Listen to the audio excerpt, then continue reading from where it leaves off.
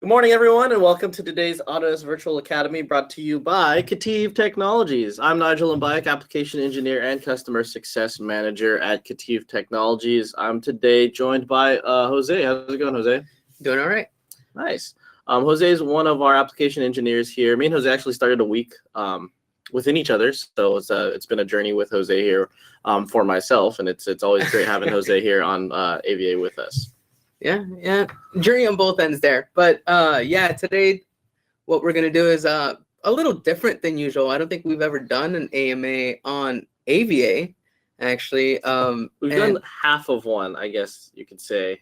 So so today, again, one of the things that KETIV loves to promote is community.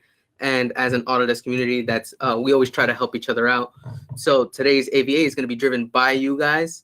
As always, it's always driven by our customers as well. So we have some questions here that they sent in beforehand or have had questions, about Vault recently. So we're going to touch on those. But like I was saying, as a community, we're trying to promote the sharing of knowledge and the sharing of information here about Vault. So any questions that you have, please send them in. I'm hoping we have more questions than we can answer in this half-hour slot. So if we don't get to your question during the session, don't worry, we'll get to it during after the session when we go over this. Exactly. So yeah, like Jose said, if you have any questions, go ahead and type them into the GoToWebinar chat bar. I know a lot of people have sent me questions in via email, and we'll go over those. Even if they're not Vault related, go ahead and send them in. If we have some time, we'll go ahead and take those as well. Not a problem. I kind of got the inspiration from this. We're I would say avid Reddit browsers. So those of you who are Redditors, we appreciate you. Yeah. So definitely want to do something a little bit different today, like Jose mentioned. So go ahead and start asking any questions you have. We have a list that we've already compiled, so we'll get going and started with some of those. So Jose, let's go ahead and take a look at that list. What do we got? So first on the list, and it's come up from multiple customers here, trying to A, figure out if it's possible, and B, to see if there's a workaround on it. A lot of our customers have multiple domains across their companies, and this may be for multiple reasons, whether they're in different locations and they're working as different domains, maybe they acquired a new company, anything along those lines, and they're just working on separate domains, but their Vault is on one domain. Is there a way to use Windows authentication with multiple domains? Now, right away, the answer to that is no.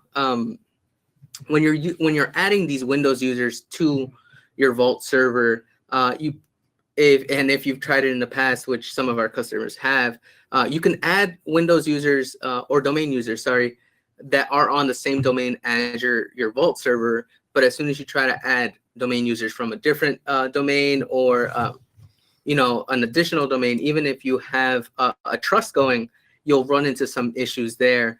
Yep. And this is just a limitation that we have on the way that Vault functions with domain users and Windows authentication. There have been multiple ways that we've tried with our customers to get around this, but it is right now there's no easy way other than basically importing domain users from one domain into the one that your Vault is on, and then having them log in with that domain. It gets, at that point you're switching over domains in a way. You'll have to run the application with a different user or domain, which I can actually show you how to do here. It becomes a whole, at that point, more of an IT kind of thing, trying to get it to route itself back to a Windows domain that it can use. To touch on that again, if some of you don't know, Windows authentication, when you're using Vault Professional, if you the way that it decides what credentials it's going to use, it's not actually looking on the domain. What it does is it looks at the profile that the user signed on with to the computer. So when you come in the morning, you type in your username and your password for the domain that you're signing into. Windows actually stores that on your profile, And when you go to run Autodesk Vault and you choose Windows authentication, it actually picks up on what you use. So if you look at my screen, you'll see when we try to log in, by default, I have Vault account because we're not on a domain. But when I switch to Windows account, you can see that it automatically adds a domain even though I'm not part of one. In your case, it'll look at the credentials that you use and it automatically fills in that password for you. So that's pretty much why if you're signing in onto your computer with a different domain while your server is on a separate one, it pretty much won't like it at that point. Yep.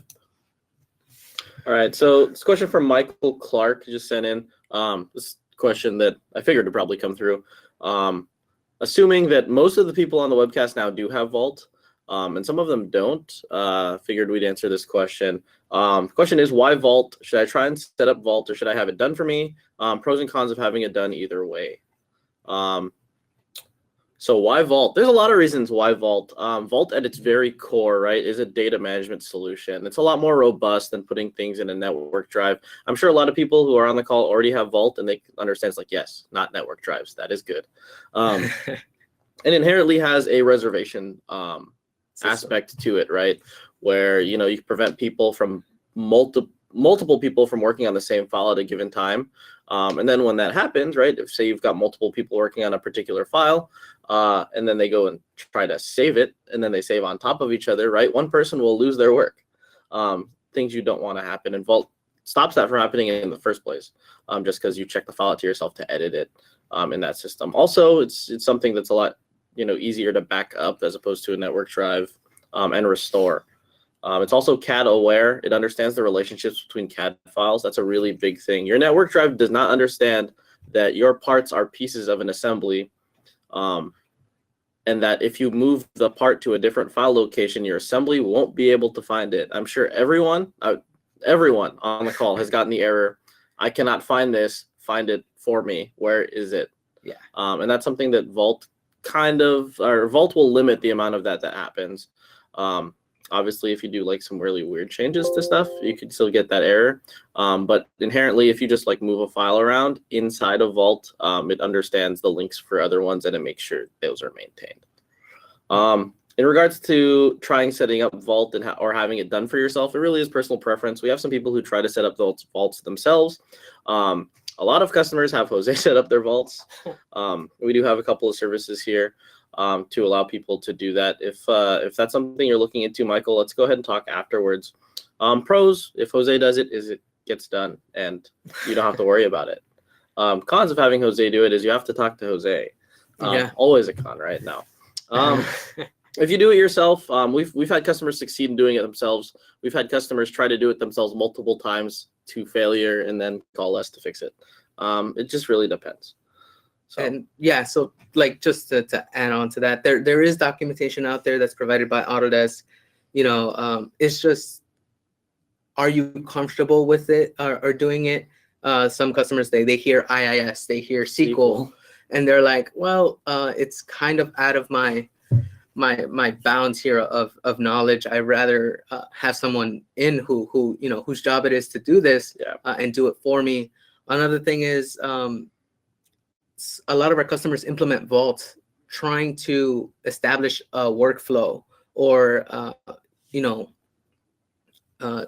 we can get into this. We can go down this whole rabbit hole of life cycles, ECOs, and pretty much everything that you can do with them. File numbering schemes. Exactly. And one of the big benefits of having us do the implementation is we come on site or we do it remotely. We have that conversation like, okay, what is your workflow like? How would you, just because that's what your workflow is like, is it what you want it to be like? Do you want to change it?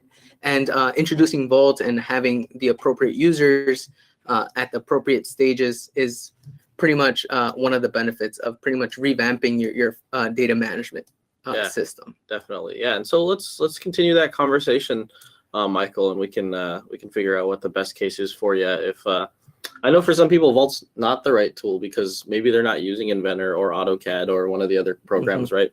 It really depends. So we can talk to you about that This is a really easy question. Can we run Vault on a Windows 10 Pro machine without SQL? So Vault has to run with SQL regardless. Yes. I think to reiterate your question here, Rodney, is can you run Vault on a Windows 10 computer without a full version of SQL? Or can you, or like a paid version of SQL, I think. or which version of Vault are you talking about? Yeah. So Windows 10 Pro only supports Vault Basic servers. So if you're running Vault Basic and you have a full license of SQL, like Nigel was mentioning, you can actually have the license of SQL on a separate SQL server if that's what you wanted to do. I'm assuming that's what your question meant. Like, does the Windows 10 machine have to have the SQL, or can I run it off of a separate machine? SQL Center, I guess is what you can call it. Yeah, pretty much.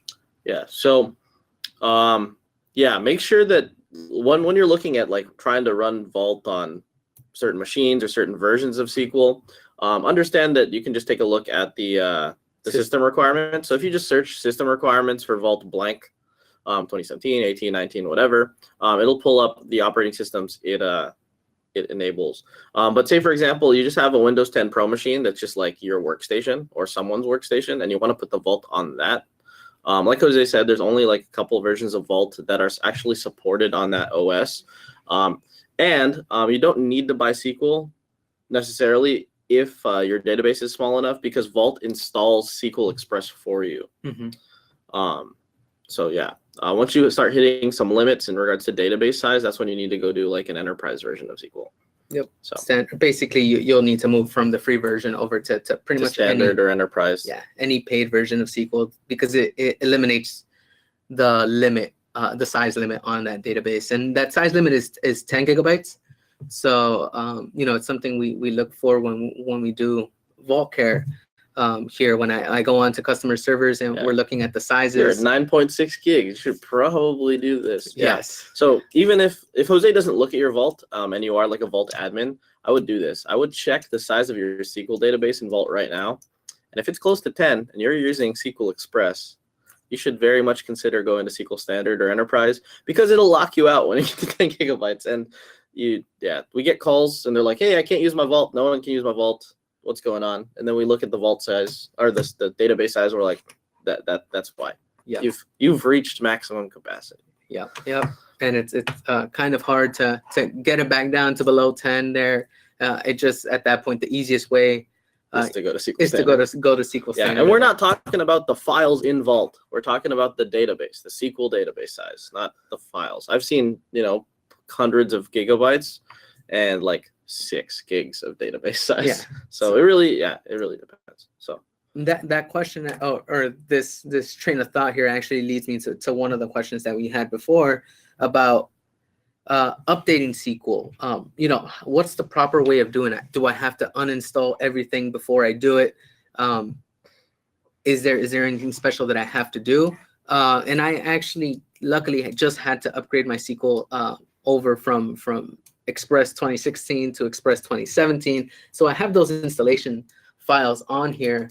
And again, this is pretty straightforward, but again, a lot of our customers don't feel comfortable doing this. But if you're doing an installation here from 2016 to 2017, there's always, under this installation plan, there's an upgrade from a previous version. This will take your current Autodesk Vault instance and upgrade it to the one that you want, which is the 2017 in my case. In order to do this, most of the times when you need to do an actual upgrade, I'm saying from 16 to 17 or 14 to 16, it's because you're doing a Vault upgrade. So in that case, you're going to uninstall the ADMS, the previous ADMS anyway. So always make sure you have a backup, first of all. Uninstall your ADMS, run this installation media, upgrade to the new version of SQL, and then when you do your actual upgrade, it should see that you have the correct version of SQL, and you shouldn't run into any issues. So again, that's it. There's documentation on this that Autodesk provides, but if you don't feel comfortable doing it, that's something that you can always reach out to us. On the other hand, because this is Express, we can't really do edition upgrade, which would be from Express to Standard or from Standard to Enterprise. But the same thing, except this time it would be under maintenance. Oh, it's here. What do you know? So if you're doing an edition upgrade here, you don't need to uninstall your ADMS at that point. What you can do is just run this SQL instance upgrade soft media, and then do the edition upgrade. It goes through the process, make sure that your limit there on 10 gigabytes is pretty much good to go, and you can start using it again. This is important again because once you start having that reaching that limit size, that database size, it getting a backup is actually it doesn't let you get a backup at that point because it's pretty much locked up. Yep. So you can't uninstall and upgrade your SQL that way. So you can do that one in place. All right, let's see here. What else do we got? Let's see here. Dan has a document-controlled group that has an IPJ pointing to a common network location for workspaces. The idea is that if one person is gone, someone else can work on their stuff. And then there's a problem associated with that where the person must be logged into the exact same computer that was used to do the checkout. It's an inconvenience and disastrous if the computer fails. How do you fix this setting to ignore the computer identification? I think I can answer this question. Go for it. So it's probably not the best idea. Actually, I would say I would probably lean towards bad idea to have the project file pointing to a network location for the workspaces that's shared for everybody. I think at that point, it's not a setting change to go ahead and alleviate that issue. I think it's a workflow change. And something for that is like you're saying is if someone's absent, right, you want someone to continue on with their work. I think the best thing to do in that case, and I tell this to my customers all the time, is to, when you leave for the day, check your stuff into Vault. Yep. As long as people check in their stuff to Vault when they leave for the day, if someone else needs to go in there the next day and use the files, they can. You can check the file in and still keep the reservation to yourself, right? So essentially what you do is you'll save a version of the file into the Vault, but you'll have the reservation, right? The checkout will still be to your user.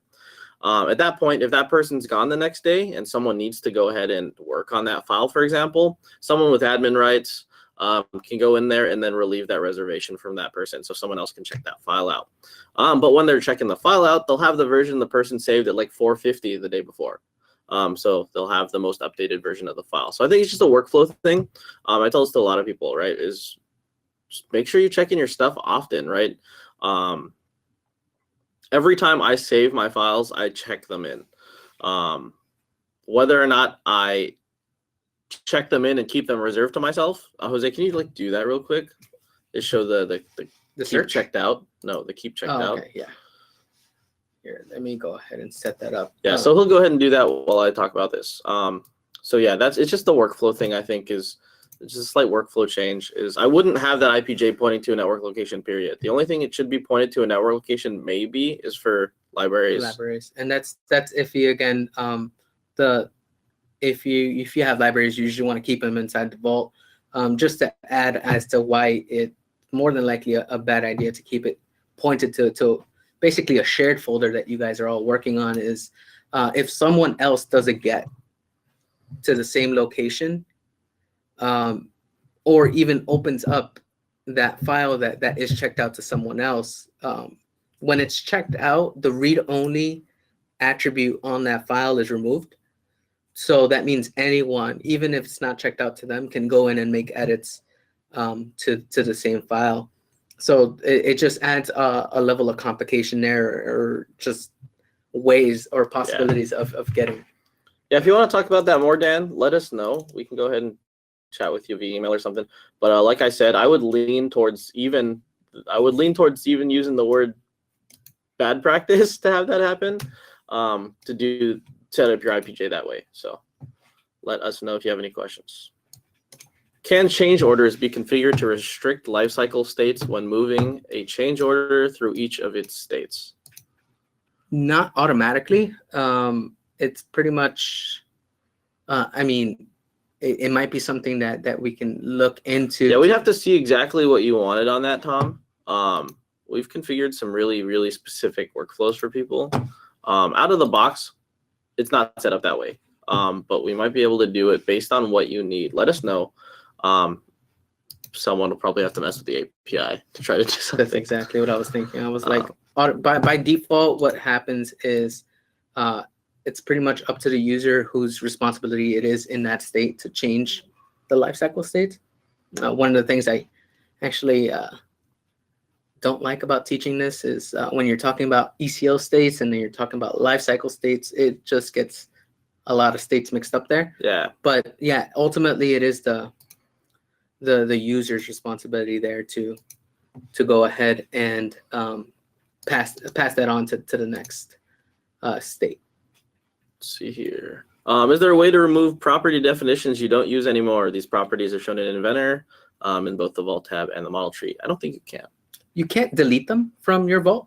You can disable them and then re-index your Vault as long as they're mapped. Yeah, if they're mapped to files specifically. And if you don't know what I'm talking about, we can take a look in here once I log in. But if there are mappings to files, then you can go ahead and, sorry about that. If they are mapped to files and you do a reindex, it should go through and remove them from the file. But as far as deleting them completely out of your Vault, that actually is not possible. Yeah, it's the same thing with numbering schemes. It's like They're there. You can't edit them or delete them. You can hide them. Yeah, but same thing. Once the data is in the Vault and it used on like a file somewhere, yeah, not. So just I went there pretty fast, but if you go to Tools, Administration, Vault Settings, it brings you here. You go into the Behaviors tab, and then you have your properties. Pretty much, you have two different types of properties here. You have system defined and then user defined ones. When you can create user defined ones that you need as this test property, you can see. But sorry, as soon as a property is used, let me clarify. You can't delete it. You can't delete it. So I believe this one's used. If I go in here, you can see this property is in use by one or more items in here, and it's part of categories. Yep. So it just pretty much it becomes ingrained into your system. Yeah, once you use the property, and it won't be able to be deleted. But if you try to delete the property from the files and then try to delete it, you still get the same error because it's on a version. Yeah. So you'll have that property on like version 10, even though you're like a version 20 and the property doesn't exist anymore. The Vault still won't delete the property because it's being used in that version. So just FYI. I mean, at that point, it becomes a whole bunch of work of, do I want to purge my old versions to get rid of this property? It honestly depends on how cumbersome this property is to you. Other than that, you can always disable it and then remove it from your file to get rid of it that way. I don't think you can hide them in Inventor either. I think they just show up there. But once you disable them, do they hide it in the model tree or the properties tree? It should, like, once you can actually remove it from there. If it's a custom property, you can remove it from there, because it doesn't apply to that property anymore. Cool.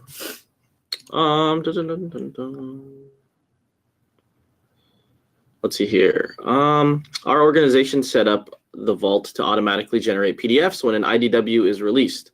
Is there a way to have Vault go back and generate PDFs for a large number of IDWs already released? No. Unless you would have to put them back in work in progress and then release them to have it automatically generate those PDFs. The only thing that'll trigger a PDF generation is the trigger of the lifecycle transition. If you needed to generate a PDF for all of those, I don't know how many is large. If large is like thousands, it gets a little hairy. It might be beneficial to look into writing some API code to do that. Yeah, or depending on how many there are, right? If there's 30, like just Yeah. Yeah, and if you're worried about revision change there, we could always create what's called a quick change state, just for scenarios exactly like this, whether But it's it clerical. won't do it if you do a quick change, Jose. The only trigger that makes the PDF is going from work in progress to released. But we can change that. It only works that you can't code the quick change to release to create a PDF. So I stand corrected. Yeah, that was my baby for a while. I played with that for a long time.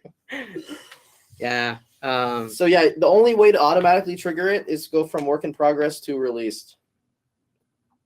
So just FYI. And if this is something that you'd like to talk more about in depth, if you've got thousands of them and like a lot of them, let us know. Also, for people who have item-based life cycles and they can't set up their vault to automatically generate the PDFs, we have that. So call us if you want to automatically generate PDFs on release for item-based life cycles. We've done it. It might be easier to talk over the phone than through this. Yeah, call Eric Paul. He'll fix it for you. All right, let's see here.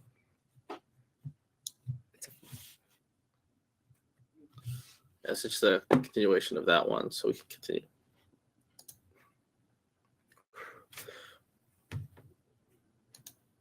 Okay, so follow up to Tom's ECO question. The option to restrict change order from moving out of work state base on a file and item lifecycle states will only warn the user to change the lifecycle when moving an ECO to a release state. Okay, so what's going on there is it actually just restricts it. It doesn't let it move on to the review state from the work state at that point until the lifecycle state is changed. So it won't do it automatically for you, but it will pop up that error saying, hey, this item / file is still editable. Yeah, because you don't want to review it while the file is editable, right? Because if there's 3 people reviewing the file, one person could look at it. If it's editable, right, one person could look at it and then someone makes a change to the file. The person 2 looks at it. And someone makes a change to the file. The person 3 looks at it. That's not good. And they're all reviewing different files. So that's why it's pretty much restricting you from moving it to that review state. Yeah. Unless you change it to in review or out of work, pretty much. Yep. All right. Let's see. Bert's got a question. How's it going, Bert?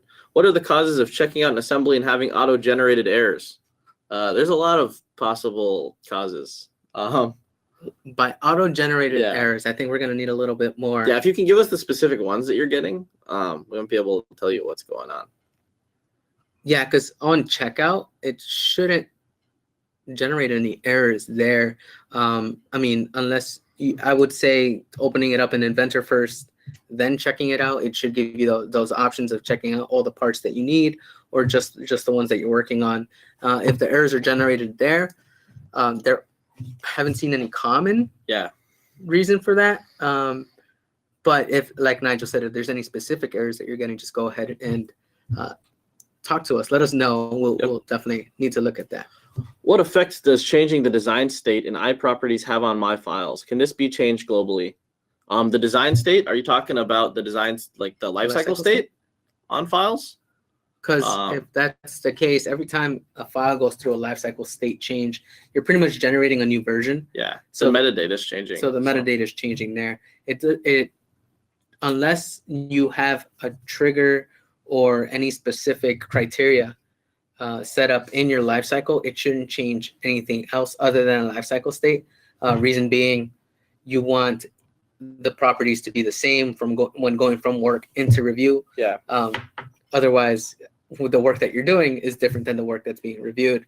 So, it has it affects the file in a lot of ways too, right? So if you look at it too, some lifecycle states are locked, namely the obsolete or release states.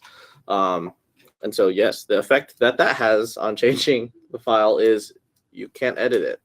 So just keep that in mind. And let me see, one more question here that we see is concerning ECOs again. It looks like, is there a way to see how many ECOs are in a certain state, or even get a report out of them to see which users have ECOs in this state? And the answer to that is it's not built into Vault, yeah. but KETIV built it. Yes, we're working on something that works like that will give you this information. So it straight out of the Vault, when you're looking at your ECO, you can't see how long it's been in certain states of the ECO. There is a way you can extract that information in a way. If you look at every single state, it has a timestamp as to when it moved into there. So you can extrapolate how long it was in a certain state, or how long it has been there if you take the current date and the date it moved in. So that's actually something that we're working on here as well, as just pretty much providing that information to you guys. Leading up, following up on that question, if there's any other information that you guys are interested in seeing from probably like a dashboard, or having pretty much that report come up for you, go ahead and send that in to us. That would or give us a call, and that'd be something that we can go ahead and look into for you. Yep. All right, let's take a look here.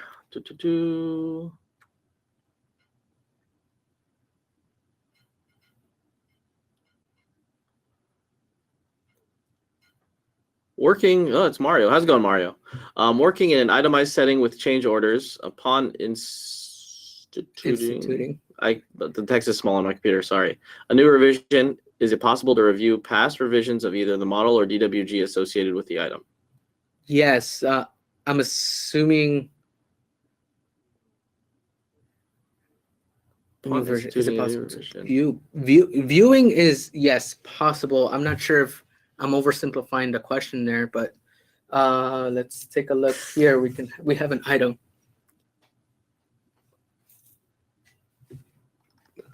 Let's find one with a version B. Anyway, yeah, I mean, any of these will work, but I mean, as far as revision, if you have revision control in your items, when you go back and forth between these versions here, it actually changes the version of the DWG, the associated files. Yeah, pretty much the associated files at the time of the revision. So anytime you change that, you'll be able to go back and forth. Yeah. Another thing you can do, if if it's an assembly file or anything like that, the bill of materials, you can always compare these bill of materials here. So I'm going to go ahead and open up this bomb. Yeah. And then go to bill of materials, edit here. And you can see you have a compare tool. Pretty much you can choose, if I had more versions here, you'd be able to basically compare those two bill of materials, and you'll be able to see what was added, what was removed, what was changed, pretty much along those lines. So in short, Mario, let us know if we oversimplified your question there, but the short answer is yes. Yeah, long story short, yes. All right. Can you briefly describe, we'll go through some of these pretty quickly here. Can you briefly describe the process of installing a standalone Vault server on, for example, a laptop or home workstation? Are there any cautions for trying to do this? One, make sure the version of Vault you're trying to install on the workstation or laptop or whatever is supported on the operating system of that laptop or workstation. Yeah, Vault Basic, you'll still need Windows Pro. If you go home and try to install it on your home edition of Windows, it'll actually let you. Yep, it's not supported. So again, make sure that you're looking at the system requirements before you do any implementation, even if it's at home, on your own server, anything like that. Yeah, Joe, let us know if what you're trying to do, right? If you're trying to make a one-person Vault or something. Yeah, sure. Jose's using a one-person Vault on his computer right now. I am. But that's because we have to do demos and training and stuff like that. So, all right. Fred, I'm gonna have Jose get back with you after this webcast to figure out what's going on there. So, let's see here. Can you make a change to a closed change order? Once the change order is closed, it's pretty much locked. So no, Yeah. you'll basically at that point need to reopen a change order. I'm assuming you mean, are we changing the files or the change order? Either way. Yeah. I think the purpose of change orders is so that you have to go through something to change a file. And so you would need to make a change order to change your change. Exactly. Well, yeah. Well, you wouldn't even change a change order. You would just create a new one, right? That says, hey, I'm alleviating the problems created by change order number this. And this is because you want full, like, visibility into everything that you've done, right? You don't want to kind of like fudge results, for example. I'm not saying that's what you're trying to do, but the purpose of change orders is so that you have full visibility into the actions that have been done. Traceability of everything. Exactly. And I know this might be especially frustrating because there is a setting in Vault that you can turn on that says, hey, don't let files or items be editable or state changes editable unless it's part of a change order. And if you have this on and you close a change order, then you're pretty much going to have to change or create a new change order to change that. To make that, yeah. Exactly. Let's see here. Jorg mentions you can create a PDF when a file is released with a data standard add. Yeah, on AKN. Yeah, certainly. There is a there was a data standard addition. You probably still is to do that, to create a PDF when a file is released. But actually, that's something they built into Vault now. So it's not something you have to use data standards to do anymore. You just set it up in Vault Pro to create that PDF. You don't need data standards to do it anymore. It's just something that's built into Vault underneath file transitions. So it's cool. It only works with file life cycles, though. If you want item life cycles, call Eric Paul. So here's one that's that Tom sent in, and it's an easy one. When will Autodesk fix the new horrible copy design interface? So the question for you, Tom, is what version of Vault are you using?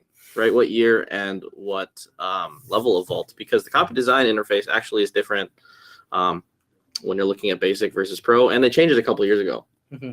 So if that's the one you're talking about, let us know which one you're using and then what your gripes are, and we can figure out if maybe there's something in the workflow. I mean, a lot of these things are out of our control here, like per se, like me personally. But I know Autodesk as a company is always listening to their users. Probably listening to this right now. Let me see if people are in here.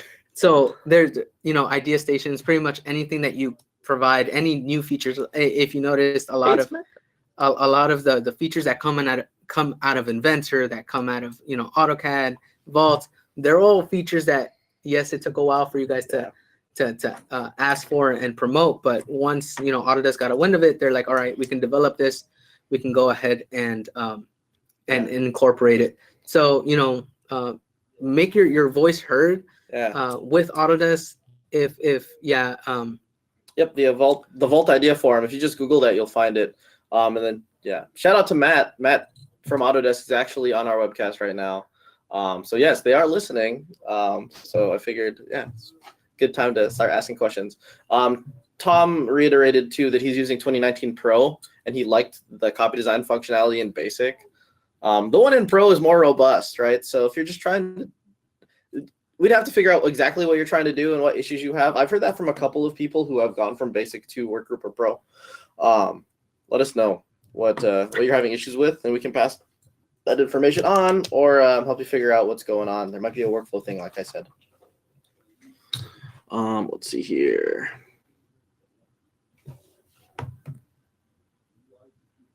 When we're talking about copy design, can you talk a little bit about that, Jose? What's the difference between copy design and doing like a save as?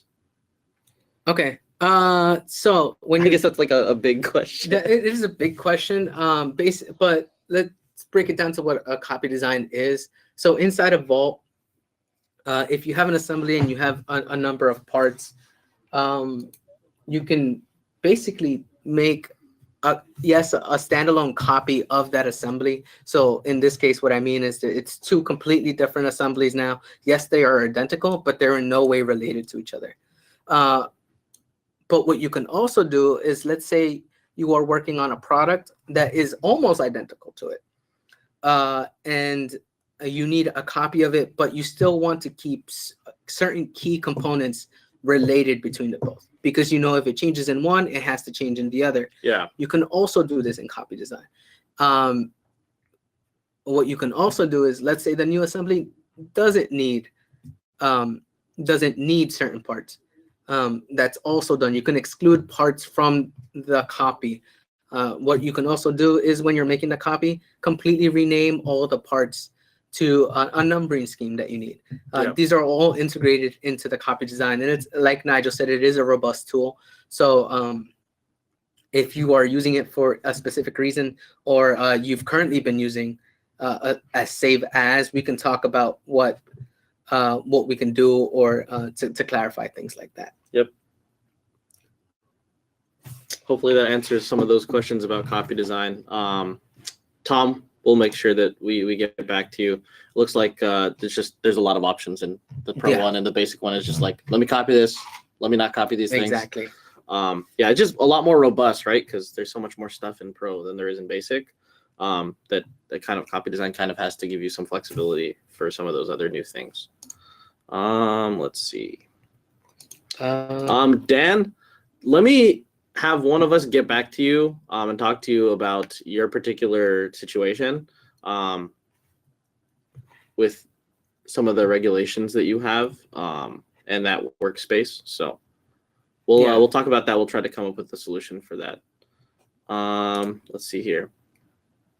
Matt sent me a link to use the old copy design. I guess you could use the old Pro copy design. I don't know if it's the same as the current Basic copy design. Tom, when we follow up with you after this, I'll make sure to have that link and get it to you. But let me see if I can copy this and send it to everybody. Thank you, Matt, for that. Yeah, Matt Reed at Autodesk. Shout out to you. All right, paste. Let's see here. Quick question from YouTube. We're a small business that's making the move from AutoCAD to Inventor. Hooray, switch from 2D to 3D. Let's do it. We have a ton of files to make in 3D, but we're about 2 years into the process. Using 3D sheet metal has greatly improved our accuracy. We have never used Vault, but have an ERP system we track all of our items with.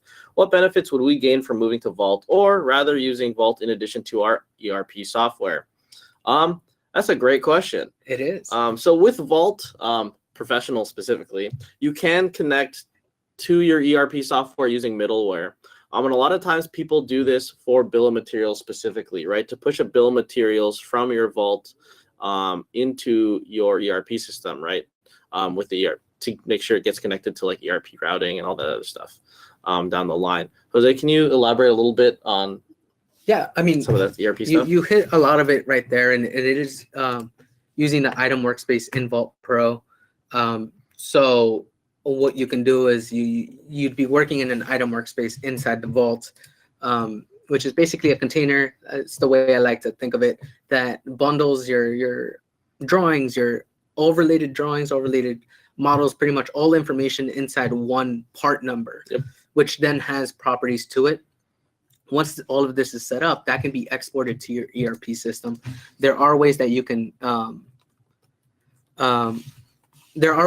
integrate it without the middleware, exporting CSV files and then importing that into your ERP, which some of our customers do.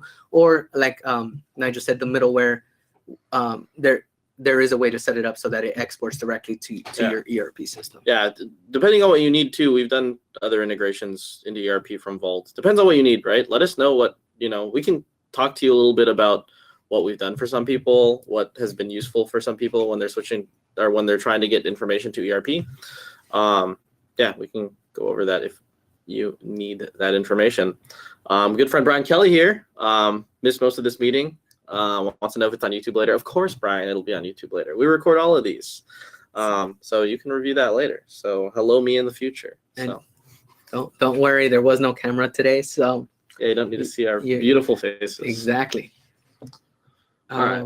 And yeah, again, just to touch back on that other question, one of the benefits of having us implement it, as opposed to yourself, is these questions that come up like, this is our workflow. How do we, what would be the best way to do it?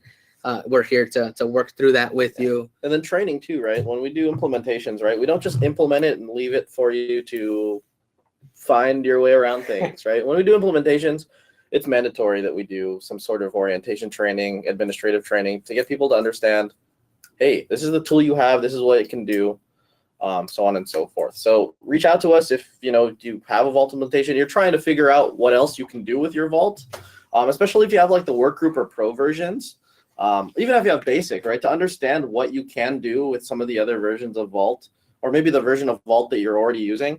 It's really important. I can name maybe like 10 or 15 conversations I've had in the last 2 months where I've told someone that they're able to do X, Y, or Z in their version of Vault, and they're like, why didn't we implement this before? This will, like, I have a document control group just to do this. Like, you mean to say your Vault will do what 2 of my people will do? It's like, yes, it'll do it automatically. And if you're one of those 2 people, I am sorry. No, they can do other cool stuff too. That is true. That is true. So, all right. I'll let everybody spend another 30 seconds or so to ask any more questions. I think we've gone through just about all of it. There's a lot of questions that we're probably going to have to take offline. Like I mentioned, I have your names written down. I'll make sure Jose or myself reach out to you to figure out what some of this is. Is it possible to map customized settings to a vaulted location rather than a local machine path? Hey, Mario.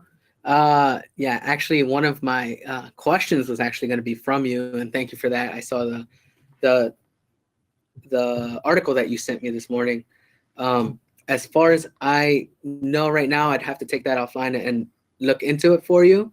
But what Mario is actually talking about is, let's say, like Mario, you've been working on your grid settings inside of Vault pretty much for a long time now, and you're doing an upgrade. In the past, Mario has used, what was it, Thunderdome to migrate his settings. Unfortunately, in 2019, it's not supported as of now anyway. I'm not sure if there's any plans to be supported in the future, but that leaves his grid settings and save searches, pretty much a lot of his customized settings, out of the loop during the migration.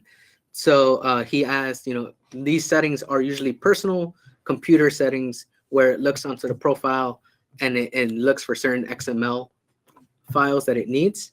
So from like the top of my head, I want to say no, but I want to exhaust pretty much any resources there. Matt, if you're listening, if you're still on there, I might be reaching out to you for this. That way we can see if there's any way to map it to a different location. Yeah, or even like get that info somewhere. Yeah.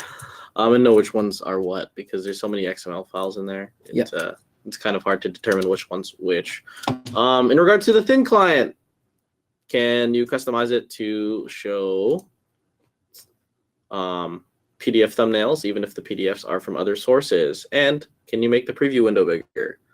Out of the box in the thin client, you can't adjust those things. There is some customization you can do to the thin client. And Jose's kind of gone over that in previous webinars before. But if you're looking to do very specific things that aren't just like, let me put my logo here, or let me only show certain files, let us know. We've talked about creating some thin clients, custom thin clients for people, just based on certain needs. I know some people have very, very specific things they want to see on the web client. It's not out of the realm of possibility to create a custom one, and work on some stuff like that. So.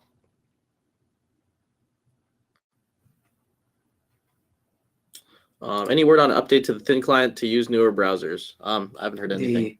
It's one of the things I like to touch on also when I'm teaching about the thin client. So it's not about the thin client itself. It's about Windows? Yeah, it's about the browsers themselves. So if you're using Chrome, Firefox, they get updated a lot. Frequently. Basically having something that is able to keep up with those updates on those browsers is a lot harder. Yeah. Whereas Internet Explorer has been pretty. It's the same thing, whether that's a positive or negative thing to Internet Explorer users for quite some time. So what I do, right, is if I need to use the thin client, I have Windows Explorer on my computer or Internet Explorer on my computer, and I only use it for the thin client. I don't update the thing. I leave it there. And then all of my other stuff I do in like Chrome and stuff. So I lose my Internet Explorer window as not Internet Explorer. I use it as thin client, pretty much. So,